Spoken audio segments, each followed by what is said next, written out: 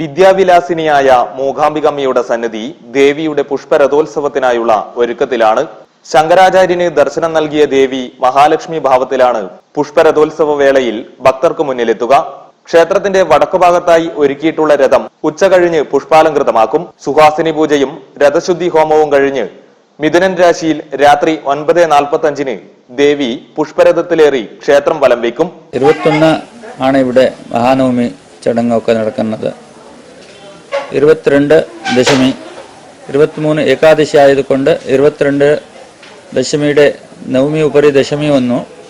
അപ്പോൾ ദശമി പിന്നെ ആചരണമൊക്കെ 22 നടക്കുന്നുണ്ട്.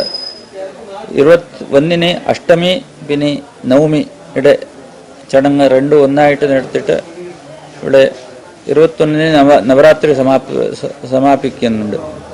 22 നവാന്നപ്രാശനം, വിദ്യാരംഭം ഇതൊക്കെ 22-ാം തീയതി നടക്കുന്നുണ്ട്. ശങ്കരാചാര്യൻ ചിട്ടപ്പെടുത്തിയ പ്രകാരം ആഗമടിസ്ഥാനത്തിലാണ് കൊല്ലൂരിലെ പൂജാകർമ്മങ്ങൾ നടക്കുന്നത്. തന്ത്രി നിത്യാനന്ദാടികയുടെ കാർമ്മികത്വത്തിലാണ് മൂകാംബികയിലെ നവരാത്രി ആഘോഷ ചടങ്ങുകൾ നടന്നു വരുന്നത്. കേരളത്തിലെ വിവിധ ജില്ലകളിൽ നിന്നായി ആയിരങ്ങൾ ക്ഷേത്രത്തിൽ ദർശനത്തിനായി എത്തിയിട്ടുണ്ട്. വിദ്യാരംഭ ചടങ്ങുകൾ മഹാനവമി ദിനത്തിൽ നടക്കുമെന്നതാണ് കൊല്ലൂരിലെ ആഘോഷത്തിന്റെ ഇത്തവണത്തെ പ്രത്യേകത. മിഥുനൻ രാശിയിൽ രാത്രി 9:45 ദേവിയുടെ പുഷ്പരഥോത്സവം നടക്കും. ക്യാമറമാൻ വിജയരാജിനൊപ്പം കൊല്ലൂർ മൂകാംബിക ക്ഷേത്ര സന്നിധിയിൽ നിന്നും അനൂപ് നീലേശ്വരം, ജീവൻ ന്യൂസ്.